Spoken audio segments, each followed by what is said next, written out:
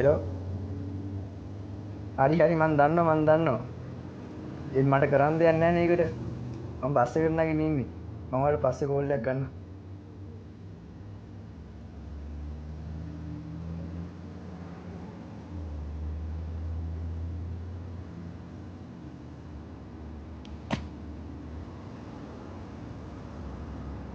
Sir පොඩ්ඩක් sir මේ වෙලාවේ මං ගාව මාරුසත් නෑ මල්ලි කරදරව යන්න ඔයාට නෑ සර් මේක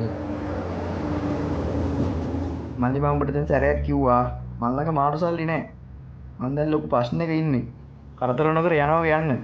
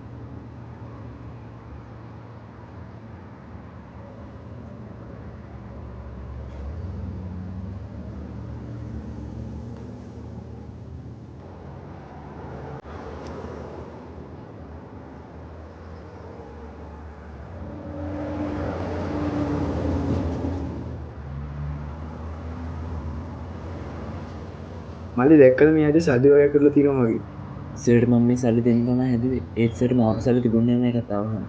මට සමාව වෙන්න මල්ලි කමක් නැහැ සර් අපි අඳුරන මිනිස්සු වෙන්නට මනුස්සකම් වෙන්න බෑනේ සර් පරිස්සමට යන්න. දෙයියනේ තිබුණු සල්ලි හැමදේම මේ විදිහටම තියෙනවා අද කාලේ මේ වගේ කොල්ලෙක්ගේ අවංකකමයි මනුස්සකමයි තියෙනවා බොහොම අඩුයි මොන වුණත් මම එයාට කතා කරපු විදිහ වැරදි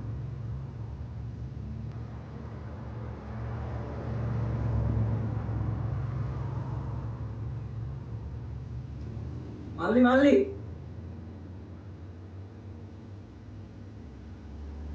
මේ සල්ලි තියාගන්න මම සල්ලි බලාපොරොත්තු වෙන්නේ මේසේ දෝක කෙලි මටත් ඉන්නවා සර් වගේම අයියා කෙනෙක්. එයාත් අර ඉක්මන් කේන්තිකාරයා. සර් එන්නට පරිස්සමෙන් කරගන්න.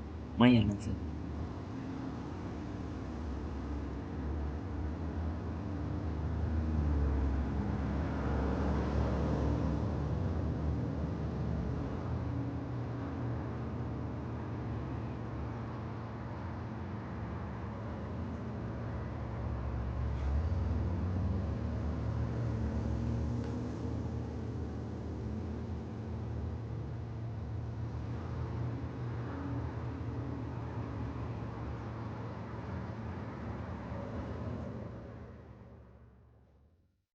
පැස් දෙකට පේන රෙදි කෑල්ලකින් අපි හරි ලේසියෙන් මිනිස්සුන්ව මනිනවා.